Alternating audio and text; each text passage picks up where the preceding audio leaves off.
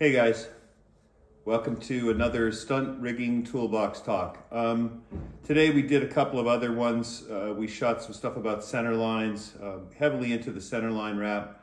We set up a base station that has a ratchet and a gold tail drop attached to it. Filmed that for the third or fourth time because of sound quality and technical shit. The whole concept of these videos is to run and gun. One take, shoot it, but the sound quality had problems with it. So I had to do it multiple times. It's really, really frustrating. Anyway, redid it again. I'll be posting those. But it brought up to mind because in stunt rigging, we always use ratchet straps to attach truss to reds. We use ratchet straps to attach base stations to the ground. Even though we 45 them, we have concrete bolts in the ground at a 45 shear, things like that. Everybody always in other industries freaks out about ratchet straps and to use them. We use them to tension things. The fact is, they're designed to hold loads on trucks, so they're relatively strong. I mean, 5 ton is a standard 2-inch or 50 mil ratchet strap is what they're rated at. I'll take pictures of the labels of the ones that I'm going to test. But it brought to mind, hey, we haven't tested a ratchet strap. So with a pull tester here, I thought I'd take a few minutes after I just finished the other videos to do a pull tester on what we can ratchet strap tension-wise up on the dyno, and then secondarily, how strong it is as I pull it, and we'll see where it goes to. I don't want to blow ratchet strap parts all over the shop, and I'm willing to sacrifice maybe 1 or 2, but I'm not going to do batches of them like I did other hardware. I think I can extrapolate based on the polyester strap and the buckle. The buckle is where the rating comes from, and it also has to do with how many wraps around the barrel. So you have to be aware, you can't just put a half wrap or 1 wrap and tighten it up. You have to get a couple wraps on when you do it. So we'll be going with 3 to 5 wraps, and we're gonna tension it up first in video so that you can see what the tension reads on the dyno just by hand, so you can guesstimate or know what you're actually tensioning to.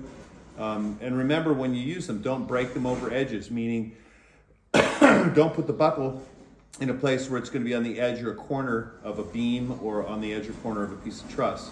Also be aware that you need to wrap your truss with a single wrap. You don't just basket it and then tighten it up.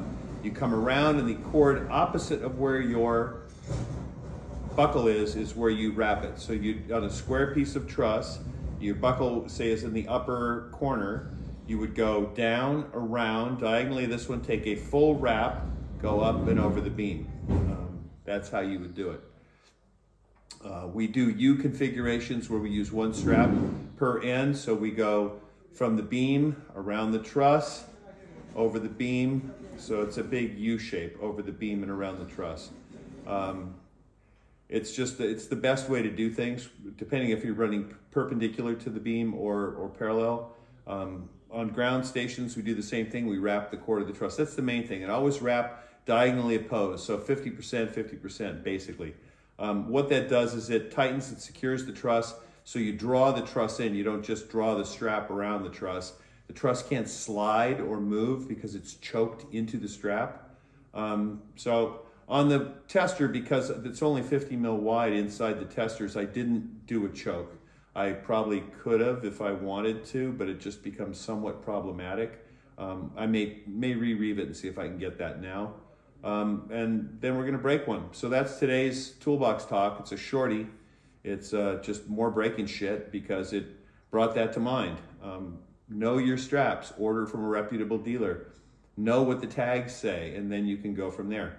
But they're a great way to anchor shit down, and we use them extensively in the stunt rigging industry.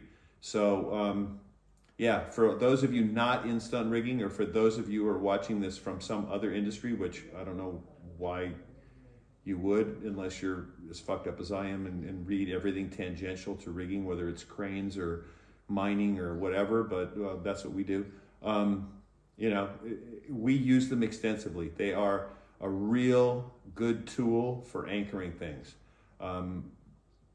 Yeah, with packing, I've even used them in place of grapples and putting trusses in the middle of trusses.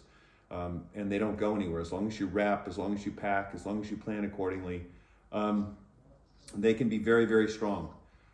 So what we're gonna do is I've got the brake tester set up. I'll just cut to the video and maybe I'll do another little blurb afterwards so we know the results. and go from there, all right? Enjoy.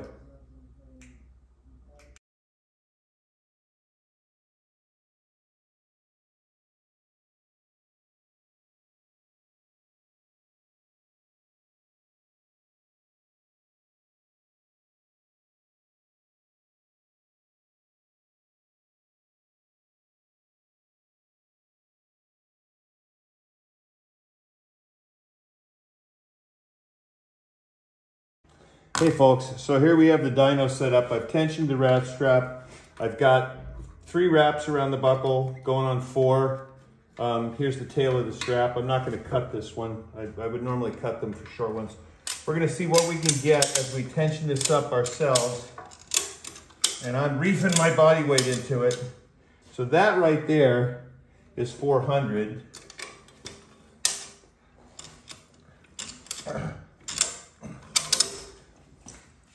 There's 660, 650 kilos right there on that strap by hand.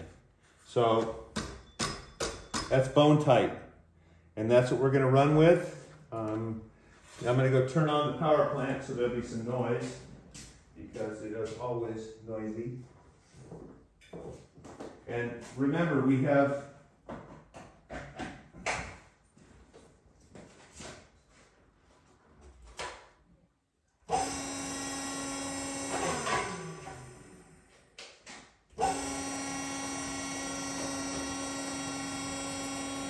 we're going to try to catch the dyno at the same time, folks. We're going to try to catch the dyno at the same time we break the buckle. We're going to pull it and see where it goes to before we just shred this thing and see how we do. All right? Here we go. So I'm going to step back a little bit behind the camera and we're going to tension it up. You can see it rolling around the buckle slightly as it cinches on itself, but we are currently at 2 tons, 2,550 kilos, currently.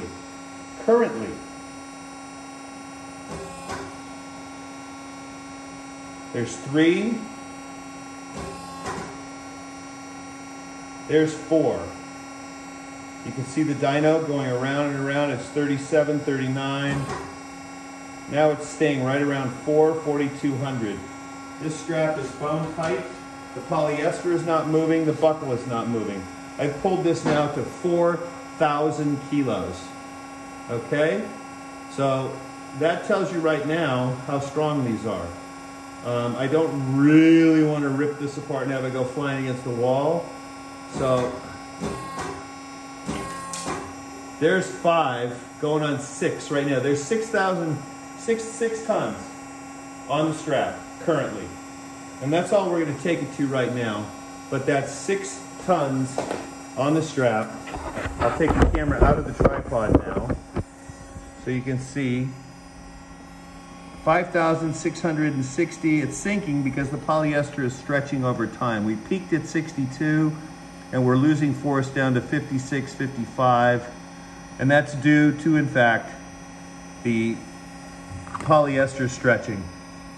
Sorry, hit the button last time. So you'll be able to see we've taken this to 6 tons on the dyno. We can hand tighten it to 650 thereabouts. I've gotten as high as 735. We have 4.5 wraps, almost 5 on the drum. What we saw during testing was it slipped as the ram pulled it until it tightened up incredibly tight on this drum. The strap being polyester stretched. Not that much, you know, 10 centimeters at 6 tons, not even, in terms of that. And then once we relaxed it all, we ended up with a little bit of slop because we've tensioned so much on the drum here, we took and created a little extra length in the running ends. But the frame stayed good, the mechanism stayed good, everything has stayed totally copacetic, and yet we pulled this to 6 tons. So that kind of gives you an idea how strong these are. No rivets have moved, nothing has changed on any of the frame, nothing's warped, nothing's bowed, nothing is parallelogrammed. And that was pulling this to 6 tons on the dyno. So that just gives you an idea why we use them. I anchor my truss to the floor with this. I anchor my truss to beams with this. I don't need beam claps. It's not a permanent install. It saves me wrenches in the air, saves me a lot of trouble. I just do things with this. And at 6 tons, the force we expect to see on a piece of truss when it's distributed equally over the truss between 2 beams, you get an idea that 6 tons is a fairly good design factor for what you're doing. I mean, especially when you think of a very dynamic situation at 5 to 7 times body weight. If you're running a 100-kilo person, that's 700 kilos. So 700 kilos into 6,000 kilos, you know, you're almost 10 to 1 on a static, and that's a dynamic peak load. So at 6 times expected, you're well over your 6 times expected use load. And there you go. It's a little bit of ratchet strap fun, just so you could see it and not worry about it. All right? Take care, folks. Hey, folks. So now I'm back to sit in my chair because I get bored over there with the Headless Horseman talking to you. We saw a ratchet strap loading of what I can crank it up to is 650, 670. I peaked a couple of times at 735 when I was jumping at it. You know, you get ratchet handles in 2 various configurations, and pull to tighten and push to tighten.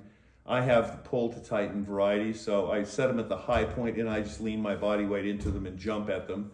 And I peaked at 735 as far as how tight I can get them by hand. And then we went over 6,270 kilos on the dyno, and what we saw was on the drum, as the wraps tightened themselves up, it took all of the tension, it took all of the slack out of the drum until it was bone tight, a hard round knot of fabric. But the polyester strap never changed. It extended the amount. We got about 10 centimeters, about that much distance in stretch and slack taken out of the drum over the length of that pole. And that was going up to 6,270. What we did notice on the dyno is from a peak load, it then decreases because the strap starts to get its memory and elongate under constant load that heavy, which is, it's rated at 5,000 and we were at 6,250. So the fact is, if you're ratcheting it up and then putting a 500 or 800 or so, your preload is 600 kilos by mounting something, and then you're seeing a max peak load of 5, 6, 700, 800 kilos, 900 kilos, you're at 1,200 kilos, you're still 4 to 1 or more on this, you know, I mean, yeah, at 5,000, you're at 4 to 1 design factor. And we've taken this one to 6,250 with nothing changing. So the reality is you're well within your abilities in using these to anchor things down. Just know what your ultimate forces are. Yeah, I mean, a hard pull on a truss with a person, you may see, you know, 1,000 kilos. And you've preloaded it to 600. So it's 1,600 kilos. It's not really a problem there. You've got a 4 to 1 on your anchors, and you may have, like on a truss base station, 4 anchor points in, 2 on each end. So if you've got 6,200 or 5,000 label strength on both sides of the front end, you're more than adequate for what you're going to be doing using ratchets and other machinery, winches, etc. But these are things you need to calculate. But that was our fun. We did it, and I didn't feel like blowing parts all over the shop. Because when that goes, it'll be well 7,000, 8,000 or more, and things will fly, and I don't want to put any holes in the walls today. You know, that's just my feeling. Not that ratchet straps are expensive, it's just big parts flying around, and I don't feel like getting hit by them. So anyway, that gives you a point on ratchet straps and anchors.